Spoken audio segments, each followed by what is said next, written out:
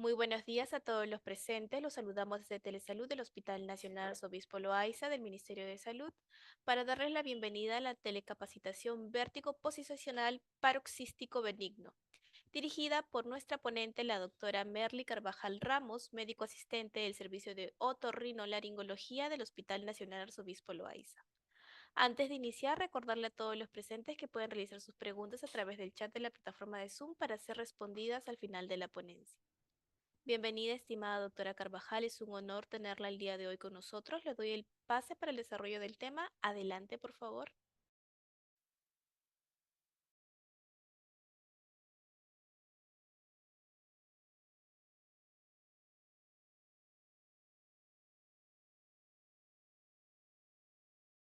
El audio.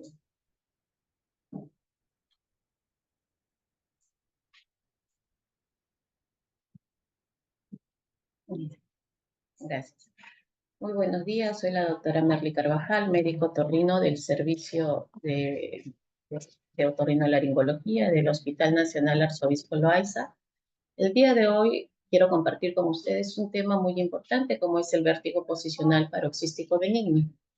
Esta patología, ¿por qué debiéramos repasarla? ¿Por qué debiéramos revisar este tema?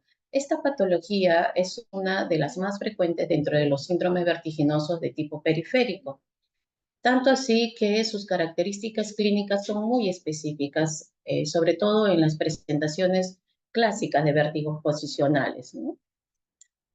Asimismo, si nosotros vamos a revisar los aspectos básicos de este BPPV, para así tener un diagnóstico clínico y de esta manera dar un tratamiento más adecuado a esta patología. Vamos a repasar muy someramente la parte anatómica. Recordemos que los canales semicirculares son tres, ¿no? El canal horizontal, canal anterior o superior y el canal posterior.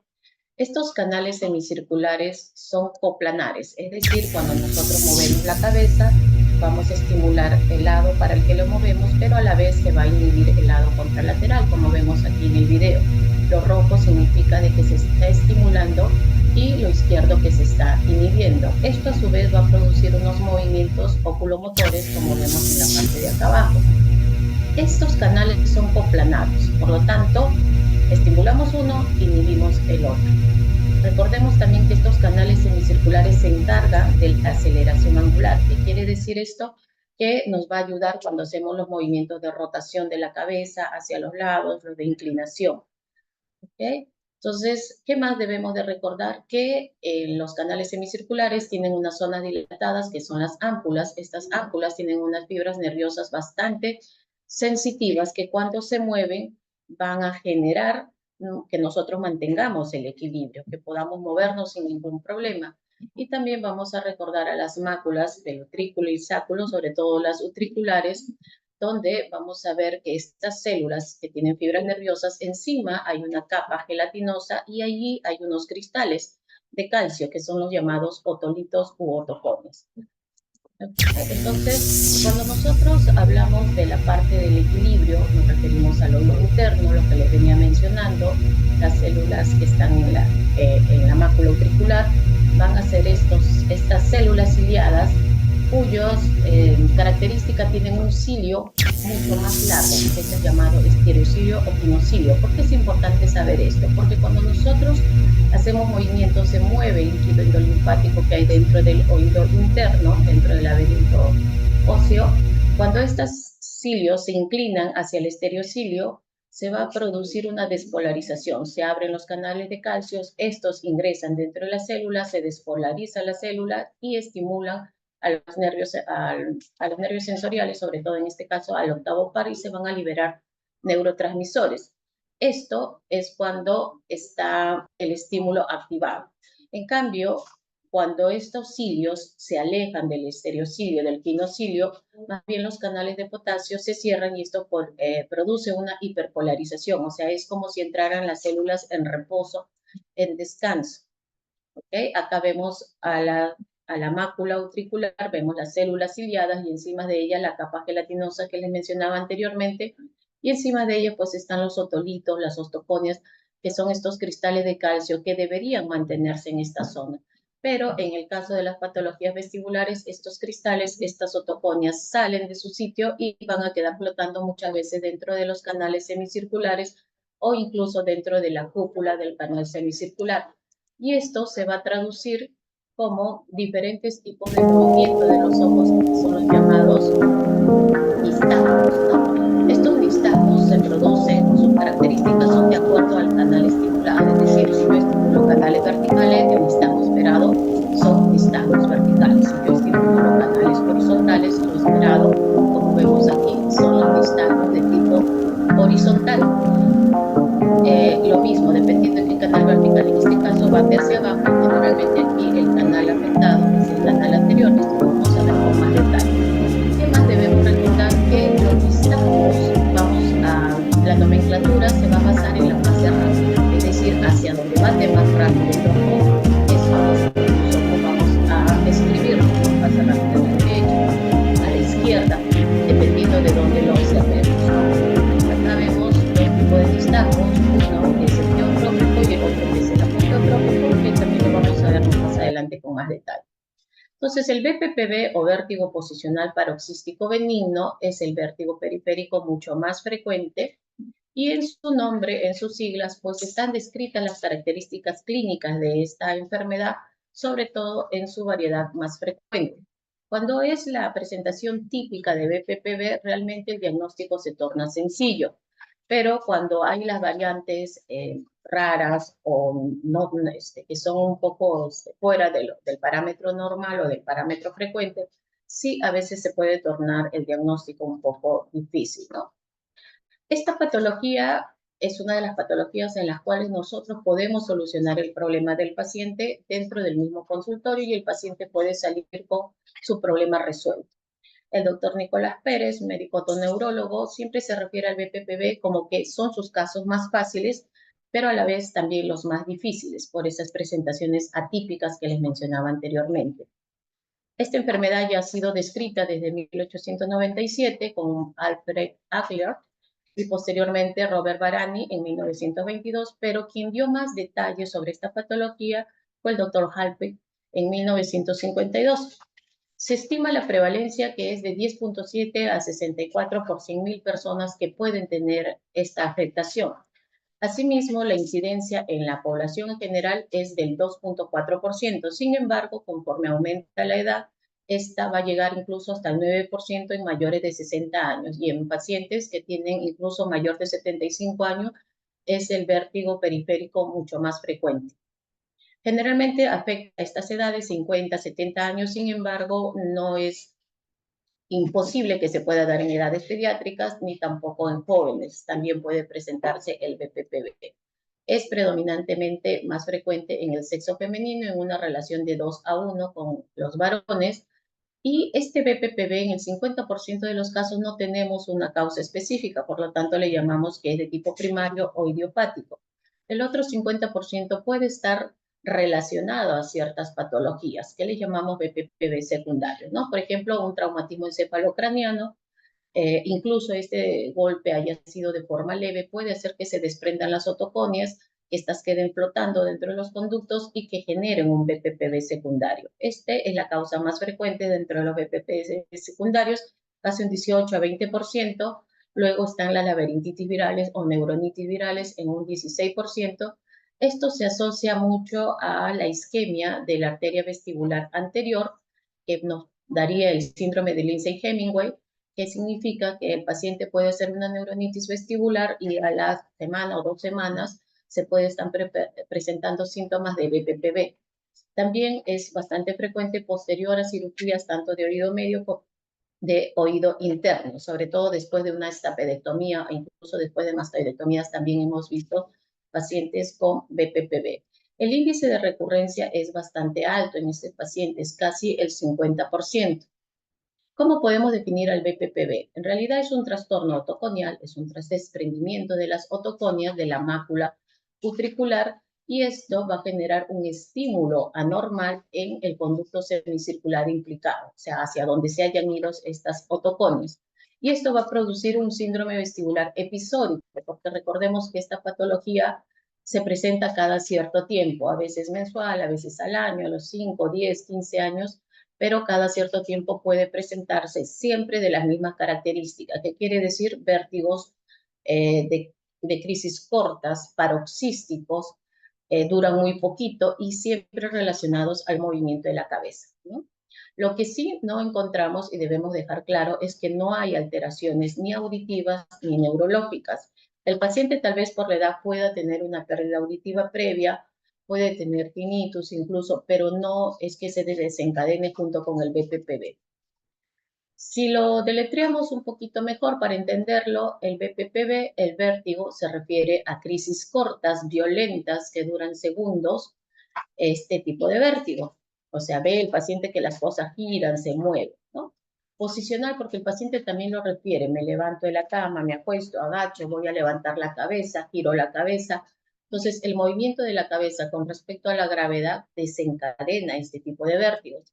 Y cuando nos referimos a paroxístico, básicamente nos referimos al movimiento del ojo, al nistagmo que se produce. Y este nistagmo también es característico, inicia rápidamente, teniendo un periodo de latencia muy corto, se va a incrementar, a eso le llamamos increyendo, luego llega a un clímax y luego empieza a disminuir el nistagmo. O sea, tiene una característica increyendo y luego decreyendo. Es benigno, ¿por qué? Porque tiene una evolución favorable. Muchos de estos pacientes a las 2 semanas, al mes, suelen incluso por sí solo compensarse y solucionarse el problema, sea porque se diluyen las otoconias o porque estas otoconias terminan siendo desintegradas, ¿no? Pero hay muchos autores que no refieren que sea tan benigno. ¿Por qué? Porque puede ser muy discapacitante, sobre todo en las personas mayores. Incluso pueden producir caídas, que son las crisis de Tumarkin, y en las cuales el paciente puede perder la estabilidad y pues sufrir un tipo de accidente bastante severo, ¿no? ¿Hay factores de riesgo? ¿Hay factores asociados? Sí los hay. Si bien decíamos que el BPPV es idiopático, esto no quiere decir que hayan factores que incrementen la presencia de esta enfermedad. Por ejemplo, el paciente hipertenso, el paciente con dislipidemia, con diabetes, o sea, que tienen síndrome metabólico, se incrementa la posibilidad de tener BPPV. Los mismos que si tienen hipotiroidismo, a veces hay trastornos del metabolismo del calcio, de la vitamina D. Entonces, eso también favorece a la presencia del BPPV. En casi un 20%, el BPPV se asocia con trastornos psiquiátricos, pacientes que tienen ansiedad, depresión, incluso trastornos obsesivos compulsivos pueden producir un incremento en la presencia de BPPV en estos pacientes, y más aún estos pacientes puede prolongarse en el tiempo este síndrome, porque muchas veces se va a desencadenar en ellos mareos perceptuales persistentes, ¿no? A veces ya no encontramos ningún signo nistagmológico, ningún signo, pero el paciente sigue sintiéndose mareado. Factores asociados, muchos pacientes que tienen BPPV no solo tienen este tipo de vértigo, sino tienen otro tipo de vértigos asociados. Por ejemplo, el que más frecuentemente se asocia es el paciente que tiene enfermedad de Meniere y BPPV. En estos pacientes debemos de solucionar primero el BPPV y luego concentrarnos en la enfermedad de Meniere. Lo mismo, el paciente puede tener migraña, una migraña vestibular, y aparte tener un BPPV, o como les mencionaba anteriormente, una neuronitis vestibular que a las semanas puede hacer una isquemia en la arteria vestibular anterior y producir signos de BPPV. Lo mismo que si tenemos un Shannon, un tumor del ángulo pontocerebeloso, eso no quita que el paciente pueda hacer un BPPV. Pero ¿por qué se produce este BPPV? Hay dos teorías, la teoría de la conductolitiasis y la teoría de la canalolitiasis, de la cupulolitiasis, perdón. Conductolitiasis o canalolitiasis es el término que a veces utilizamos para esto. Hall y McClure, ya a través de las cirugías de oído interno, cuando intentaron ocluir el canal semicircular posterior, encontraron que habían partículas fotolíticas que se habían desprendido de la mácula utricular y sacular y que flotaban en el laberinto, en el endolinfa del canal semicircular posterior. Entonces, cuando esto sucede, se va a producir una corriente endolinfática. El líquido endolinfático se mueve y esto va a generar el nistagmo, provoca un estímulo, ¿no? Ahí hacemos lo que les mencionaba al inicio, el acercamiento de los cilios hacia el quinocilio, entonces se activa toda se hiperpolariza todo lo que vendría a ser el nervio vestibular. Y allí se va a producir un nistagmus, pero tiene una latencia corta, 1 a 4 segundos de carácter paroxístico, es decir, empieza lento hasta que llega a su clímax y luego disminuye y se autolimita cuando el otolito deja de moverse. ¿Ok? Como acá, como vemos en la imagen, el paciente gira la cabeza hacia los lados, estos cristales están dentro del canal, cuando acercamos la cabeza hacia adelante, estos por la misma corriente endolinfática se produce un nistagmus y si lo lleváramos al paciente hacia atrás, invirtiéramos, se va a producir también un nistagmus, pero en sentido inverso, por la misma corriente endolinfática inversa que se produce. En cambio, la teoría de la cupulolitiasis, ¿qué es lo que menciona? Schucknecht ya en 1962 mencionaba que a nivel de la ámpula, donde está la cúpula, donde están estas células sensoriales, habían depósitos de material basófilo que tenían una mayor densidad que la endolinfa, por lo tanto la hacían como una cúpula espesa, una cúpula pesada. Él describía, sobre todo en el canal semicircular posterior, que allí se podían quedar estas otoconias y hacían sensible a esta zona ampular, la hacían sensible a los movimientos, a la gravedad. Entonces va a transformar estos canales semicirculares que se encargaban de la aceleración angular, ya se transforman en acelerómetros, pero de tipo lineal. Por eso el paciente puede presentar vértigos al movimiento de la cabeza. Y aquí no necesita que se medie ninguna corriente endolinfática porque están dentro de la misma ámpula. Por lo tanto, cuando se presentaba el nistagmus, este nistagmus era inmediato, no había periodo de latencia. Y este nistagmus suele ser más persistente, durar un poco más de tiempo mientras la cabeza se mantenga en la posición que desencadenaba el nistagmus. Como vemos aquí, acá están los otolitos a nivel de la ámpula en este gráfico, movemos la cabeza, se mueve la ámpula, pero el nistagmo se produce inmediatamente porque no requiere que el líquido endolinfático se mueva, sino simplemente esta zona de ampular, ¿no? Este nistagmo persiste regular tiempo en realidad y se va a mantener mientras esta posición de la cabeza se mantenga. Entonces, ¿cómo diferenciamos los nistagmos? Una conductolitiasis, hay latencia, 1 a 4 segundos, no más de 10 segundos generalmente. En cambio, en la cupulolitiasis generalmente no hay latencia o es inapreciable. En la conductolitiasis el curso es paroxístico, increyendo, decreyendo. En cambio, en la cupulolitiasis este nistagmo es persistente. Duración en la conductolitiasis es breve, máximo a veces 1 minuto, pero en la cupulolitiasis sí se mantiene el nistagmo mientras se mantenga la posición que desencadena el nistagmo. Otro característico en la conductolitiasis es que hay inversión del nistagmo. Esto quiere decir, si el paciente estuvo con la cabeza hacia atrás, el nistagmo se fue hacia atrás, cuando yo siente este paciente, el nistagmo va a ir hacia adelante y hacia abajo. Y esto también es un punto importante para hacer un diagnóstico de BPPV. En cambio, en la cupulolitiasis esto generalmente no se produce. Simplemente el nistagmo se mantiene en la misma posición, en la misma intensidad que cuando empezó desde el inicio. ¿Cómo lo diagnosticamos? A través del cuadro clínico y a través de maniobras posicionales que vamos a hablar. El cuadro clínico debemos de tener en cuenta 6 características del nistagmo y del vértigo, que son estos los dos síntomas, bueno, signos y síntomas. El signo del nistagmo y el síntoma del vértigo. Uno, que el vértigo se desencadena por el movimiento, ¿no? Y que también el nistagmo va a presentarse cuando movemos la cabeza, ¿no? Porque ya habíamos mencionado que de una aceleración angular que se encargaba el canal semicircular, se encarga ahora de una aceleración lineal. Entonces lo hace bastante sensible al movimiento. Agacha el paciente, levanta la cabeza, gira la cabeza y hay vértigo. Presencia de latencia. El nistagmo mencionábamos que podía tener una latencia corta, 5, 20 segundos, máximo a veces hasta 30 segundos, pero siempre lo ideal es que cuando estemos observando el nistagmo, por lo menos unos 45 segundos a 1 minuto, porque pueden haber latencias un poco más largas de lo normales. Las presencias de paroxismos, estos nistagmos empiezan lentos, se incrementan, llegan a su clima máximo de velocidad, el paroxismo, y de ahí disminuye la intensidad hasta desaparecer el nistagmo. Cuarto, la duración de segundos, que es tanto del vértigo como del nistagmo. La mayoría está entre 20 y 40 segundos, a veces hasta 1 minuto, Pero aquí cuando hacemos la anamnesis, a veces el paciente nos puede referir de que su vértigo, su mareo le dura pues horas o varios minutos. Y esto es porque si bien es cierto, el vértigo puede desaparecer al minuto, a veces la sensación, los síntomas neurovegetativos, náuseas, vómitos, palidez, diaforesis que puede tener el paciente, pues pueden persistir por horas incluso. Lo otro es que el nixtagmus, cuando lo buscábamos, era reversible. Hablábamos que si estimulábamos a veces el canal posterior, obteníamos un nixtagmus vertical atrás, pero cuando lo sentábamos, este nixtagmus se invierte. Y eso nos ayuda a corroborar nuestro diagnóstico de BPPV. Lo otro es que es fatigable, es decir, la intensidad del nixtagmus va a ir disminuyendo conforme vayamos repitiendo los movimientos. Es decir, si hacemos una maniobra, a la segunda, tercera maniobra, a veces termina por desaparecer el nixtagmus.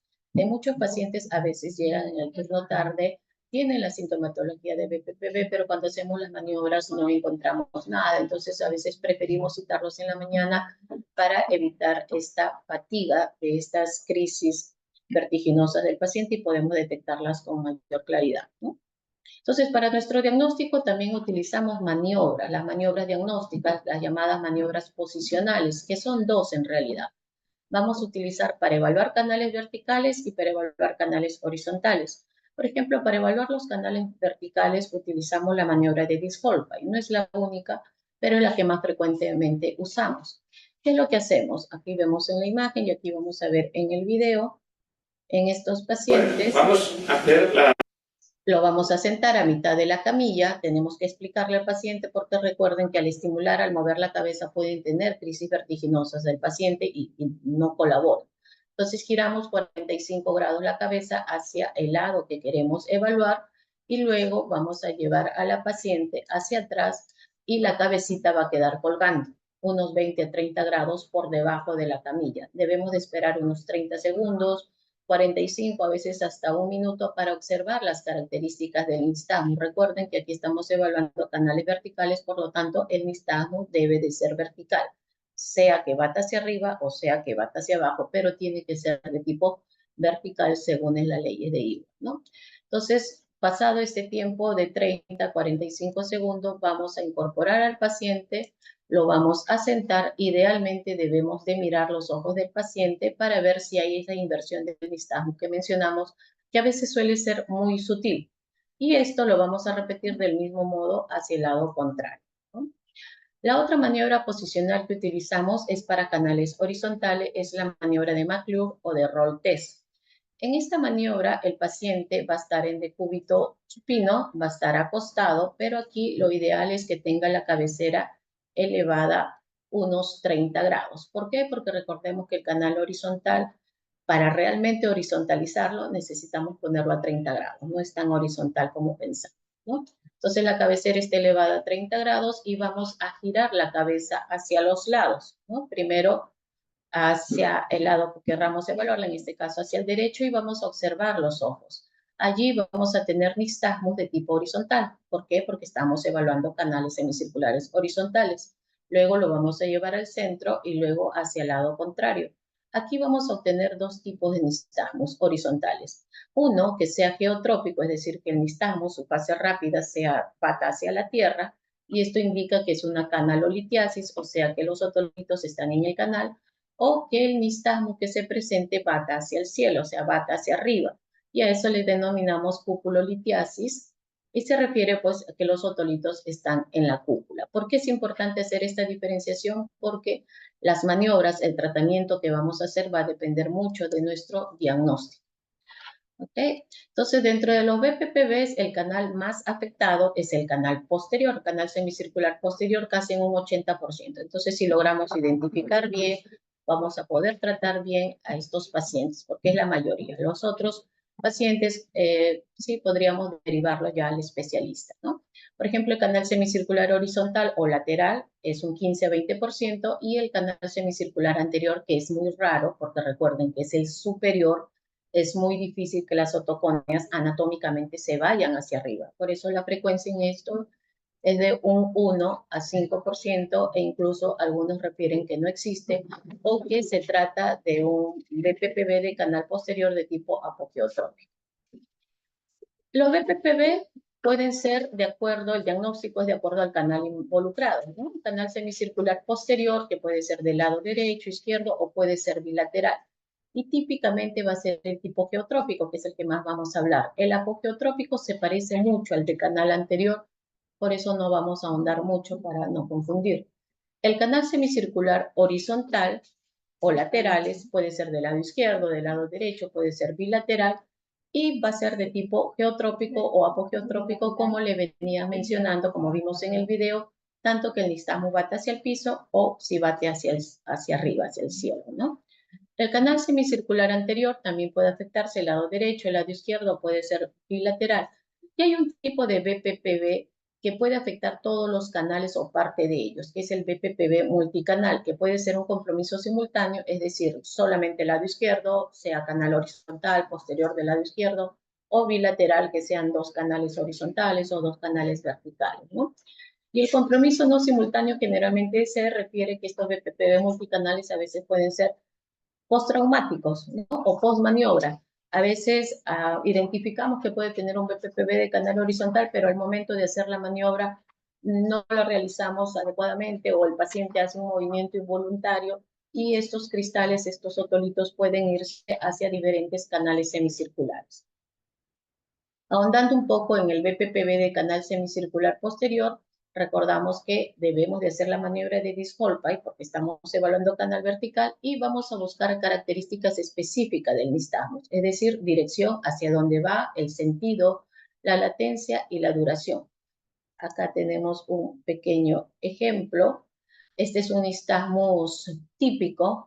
Tenemos que es de tipo, a ver, hay un periodo de latencia, ahí el paciente está en posición de Disc-Holpay, ahí está latencia, luego empieza un movimiento vertical, si se dan cuenta, ¿ok? Recuerden que el paciente está con la cabeza colgando, entonces aquí estamos mencionando que hay un nistagmus vertical hacia arriba y hay una torsión a la derecha. Aquí lleva su máximo, ¿no? Empezó creciendo, llega a su clímax y luego va a empezar a disminuir. Ahí vemos la torsión hacia la derecha, más o menos esto dura menos de 1 minuto. Y es lo que sucede con los pacientes. Si a este paciente lo sentáramos, este nistagmus se va a invertir. En este caso es un BPPV del canal posterior del lado derecho. Acá, para que quede un poquito más claro, entonces vemos, acostamos al paciente en posición de Disc-Holpay, la cabeza está hacia el lado derecho y ahí empieza un nistagmo vertical. A veces el paciente se desespera, intenta levantarse, por eso es que debemos de explicar lo que va a suceder. Igual, el nistagmo va hacia arriba, recuerden que está con la cabeza colgando y torsiona hacia la derecha, ¿no? Entonces también es un BPPV de canal posterior del lado derecho, que en realidad es el más frecuente. ¿Ok? Entonces, una vez que para el nistagmo, lo podemos sentar para ver la inversión del nistagmus. ¿Ok? Este es uno de nuestros pacientes en los cuales el paciente está en posición de Disc-Holpay. Observamos aquí los ojos. E idealmente sería tener un video frame, pero igual también lo podemos grabar con una cámara. Ahí vemos el nistagmus hacia arriba, o sea, hacia la ceja del paciente. El paciente está en posición de Disc-Holpay, la cabeza está como unos 20 grados por debajo de la camilla. Y ahí vemos que empieza ya a disminuir. Todavía sigue el nistagmus. Había una torsión hacia la derecha, ¿ok? Entonces, cuando lo sentamos a este paciente, el nistagmo es más sutil, pero sí se logra ver que empieza a batir hacia abajo un poco el nistagmus. Entonces, con esta inversión del nistagmo, corroboramos que estamos frente a un BPPV de canal posterior, en este caso del lado derecho. ¿Ok? En cuanto respecto al canal semicircular anterior, le mencionaba que era anterior o superior, también podemos diagnosticarlo a través de esta maniobra de Disc-Holpay, pero en este caso lo característico va a ser que obtengamos un nistagmus de tipo vertical. El paciente es uno de nuestros pacientes, también está en posición de Disc-Holpay, pero aquí su nistagmus, su fase rápida es hacia abajo, ¿ok? Hacia el mentón del paciente. Ha habido un pequeño periodo de latencia, acá se ve el nistagmus. En el canal anterior, sea derecho, sea izquierdo, la verdad es que para el tratamiento eso no varía mucho. El tratamiento va a ser la maniobra de Jacobino, como vamos a ver, y es indistinto sea derecho o izquierdo. Ahí vemos el movimiento bajo, es un downbeat que le llamamos. Es paroxístico también, tiene latencia, no supera la latencia más de 10 segundos y el nixtasmo dura casi un minuto. Igual ahí empieza a disminuir nuestro nixtasmo. Cuando sentamos a este paciente, el nixtasmo se invierte, va a ir hacia arriba. Pero ojo con este tipo de patología, porque al ser tan raro, a veces puede estarnos indicando más una patología de origen central. Por eso es que tenemos que diferenciarlo de este otro tipo de nistagmos, que también el paciente tiene un nistagmus hacia abajo, también está en posición de Disc-Holbein, pero este nistagmo no ha tenido latencia, se presenta siempre hacia abajo, no es fatigable, entonces este es más de una impresión de tipo central. En esos casos, lo ideal es siempre corroborar con una resonancia de fosa posterior para descartar que este paciente tenga una patología central, ¿no? Ahora, cuando ingresamos a estos BPPV de canal horizontales o laterales, mencionábamos que la prueba que hacíamos era de McClure o Roll Test, y donde vamos a encontrar dos variantes, la conductolitiasis, en la cual vamos a encontrar un nistagmo geotrópico, esto es más frecuente, y el otro es la cupulolitiasis, que encontramos la variante ageotrópica o apogeotrópica, así se denomina. Por ejemplo, este es un video de un nistagmus de tipo horizontal. Si ustedes se dan cuenta, la cabeza está hacia la derecha y el nistagmus bate hacia la derecha. Eso es lo típico del geotrópico, bate hacia el mismo lado de la lesión. Si hiciéramos girar al paciente hacia el lado izquierdo, igual. El nistagmus va a batir hacia el piso, va a girar, va a batir hacia la izquierda. Eso es lo típico del geotrópico. ¿Y cómo sabemos cuál es el afectado? En estos casos, el ojito, el nistagmo, donde es más intenso, ese es el lado afectado en el canal horizontal. En cambio, la variante apogeotrópica, giramos la cabeza a la derecha, el nistagmus es a la izquierda, giramos a la izquierda y el nistagmus es hacia la derecha, o sea, es invertido. Y ahí, para saber cuál de los dos lados es el afectado, el nistagmus menos intenso, ese es el afectado. ¿Ok? Aquí para reafirmar un poquito más, este es un paciente con un nistagmo de tipo geotrópico, el paciente está en posición de McClure, cabeza hacia la derecha y su nistagmo, su fase rápida, está hacia la derecha, o sea, es geotrópico, ¿no? Luego, en unos momentos más, van a ponerlo central, ¿sí? Ahí se centraliza y gira la cabeza hacia la izquierda y el nistagmo empieza a batir hacia la izquierda, o sea, hacia el piso, hacia la tierra. Esto es un nistagmo geotrópico. Y de acuerdo a cuál es el más intenso, vamos a decir cuál es el lado afectado, si el derecho o el izquierdo. Esta es una de nuestras pacientes donde se ve claramente el nistagmo de tipo horizontal geotrópico, o sea, que bate hacia el piso, hacia la camilla. Está girada hacia la derecha y su nistagmo es hacia la derecha. Y cuando la sentamos, pues invierte este nistagmo, ¿no? Y al ser geotrópico, el más intenso va a ser el lado más afectado. Ahora, ¿cuál es el tratamiento? Ya hicimos nuestro diagnóstico clínico, nuestro diagnóstico a través de las maniobras posicionales. Ahora vemos lo que es el tratamiento. Cada canal afectado va a tener una maniobra específica, porque recuerden, el tratamiento no es médico, el tratamiento son las maniobras de reposición canalicular, que a veces podemos dar tratamiento farmacológico para controlar un poco los síntomas, sí podemos hacerlo, pero eso no quiere decir que eso vaya a curar su BPPV, bueno, o que vaya a hacer que se estabilice su BPPV, ¿no? Si tenemos un BPPV de canal posterior, podemos utilizar la maniobra de Epley o la maniobra liberadora de Seymour. Ambos son bastante exitosas, casi un 80% de éxito con una sola sesión. En el canal semicircular horizontal vamos a diferenciar si es geotrópico o apogeotrópico. Si es geotrópico, podemos utilizar la maniobra de barbecue, de la barbacoa o del Lemper, o la maniobra de Buffoni. Son las más usadas, no son las únicas. En realidad, para canal horizontal hay un montón de maniobras. Para el apogeotrópico, últimamente estamos utilizando bastante la maniobra de Sumo y Maya, nos resulta bastante efectiva, o incluso la maniobra de Buffoni invertido. Y para canal semicircular anterior, que es rarísimo, ya mencionábamos que teníamos que diferenciar si había una afectación de tipo central, utilizamos la maniobra de Jacobino o de hiperextensión cefálica. Para canal posterior, primero tenemos que identificar cuál es el lado afectado.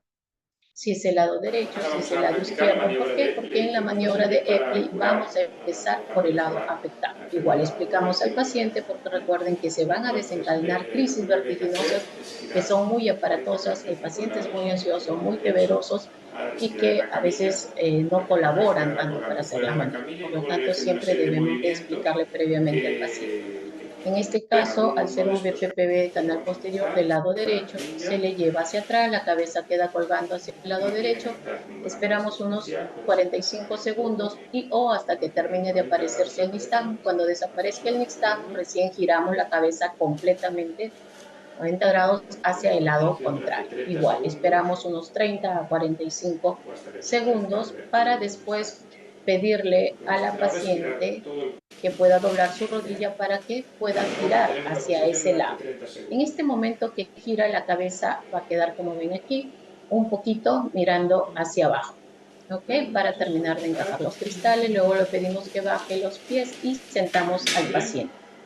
Esta perfecto. es la maniobra de Epley. En realidad giramos, sacamos los cristales que están dentro del canal para regresarlos nuevamente hacia su posición original de la mácula utricular. ¿Ok? En la maniobra de Buffoni, que lo utilizamos para canales horizontales de tipo geotrópico, es bastante sencillo, pero aquí vamos a empezar por el lado sano. El lado enfermo en este caso es el lado izquierdo. La paciente se acuesta sobre su lado sano, luego va a girar la cabeza hacia la camilla, como si besara la camilla, y luego se va a sentar. Vamos a ver en este video esta maniobra de Buffoni para variante geotrópica. Entonces, la acostamos sobre el lado sano, ¿ok? Idealmente debemos esperar ahí unos 2 minutos más o menos. Aquí se puede presentar un poco de nistagmo, que no se desespere el paciente. Luego vamos a girar la cabeza y va a quedar la nariz pegada a la camilla, o como le decimos al paciente, que quede como besando la camilla.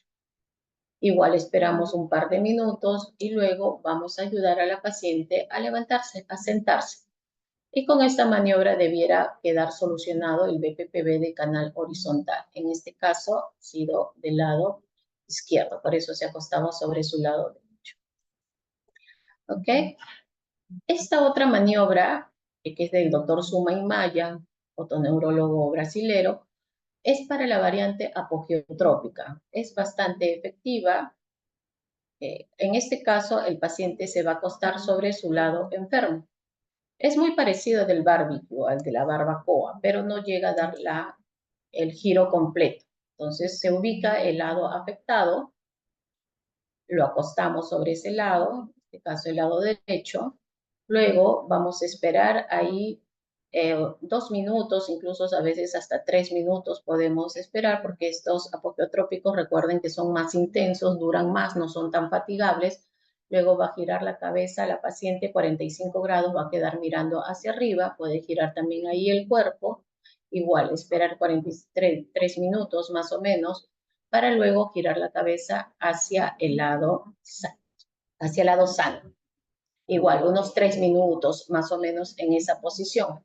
Luego va a flexionar un poco el mentón hacia el pecho y se va a incorporar la paciente, pero con la cabeza un poco inclinada hacia adelante para terminar de encajar las otocones en su posición normal y evitemos el vértigo. Y por último, en el canal semicircular anterior o superior, la maniobra que usamos es la maniobra de Jacobino. Recuerden, previa descarte de que no sea una patología central. Aquí es indistinto si es afectación de canal anterior derecho o izquierdo. El paciente se va a sentar a mitad de la camilla, luego lo vamos a llevar hacia atrás, la cabeza queda colgando. Este sí es una hiperextensión cefálica, casi unos 30 grados, para luego hacer sentar al paciente, el mentón se pega al pecho y se va a sentar. Entonces, aquí lo vemos en el video, el paciente está primero en posición sentado simplemente, luego lo vamos a llevar hacia atrás. No olviden, es una hiperextensión cefálica, entonces la cabeza queda colgando unos 30 grados o incluso hasta 40 a 60 grados incluso en algunos pacientes. Esto también va a depender mucho de la limitación cervical que pueda tener, ¿no? Esperamos unos 2-3 minutos, llevamos el mentón hacia el pecho, igual 2-3 minutos para luego pedirle al paciente que se siente. Y de esta manera se debe haber corregido el BPPV del canal anterior. Bueno, muchas gracias por su atención. Estoy pendiente de que si tienen alguna pregunta, alguna duda, para poder resolverla. Muchísimas gracias y felicitaciones, doctora Carvajal. Su ponencia se ha desarrollado de forma clara. ¿Podría brindarnos alguna otra recomendación respecto al tema brindado el día de hoy? Bueno, básicamente recordemos que estos vértigos son recurrentes en el tiempo. Y si tenemos un paciente que ya hizo BPPV en alguna oportunidad, lo más probable es que lo vuelva a realizar. Tal vez en un mes, un año, pero siempre vuelve a recurrir.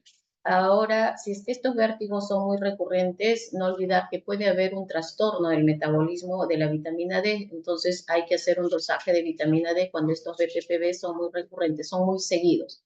Es decir, vino con una crisis de vértigo ahora y al mes solucionamos ese BPPV de ese momento, pero al mes, a los 2 meses, otra vez vuelven a hacer crisis de vértigos de las mismas características. Entonces, no se olviden que hay que descartar que haya un trastorno del metabolismo de la vitamina D. Muchísimas gracias y nuevamente felicitarla, doctora Carvajal. Al ver que no hay duda por parte de los participantes, vamos a proceder a agradecer a todos por conectarse el día de hoy e invitarlos a suscribirse a nuestro canal de YouTube. Nos pueden encontrar como Hospital Nacional Arzobispo Loaiza. Ahí podrán ver nuevamente las telecapacitaciones y tele-IEC. De igual manera, pueden escribirnos en los comentarios otros temas de interés que les gustaría que se tocaran próximamente. Y con nosotros sería hasta una próxima telecapacitación. Muchísimas gracias, doctora. Esperamos contar nuevamente con usted en una próxima oportunidad. Muchas gracias por su atención.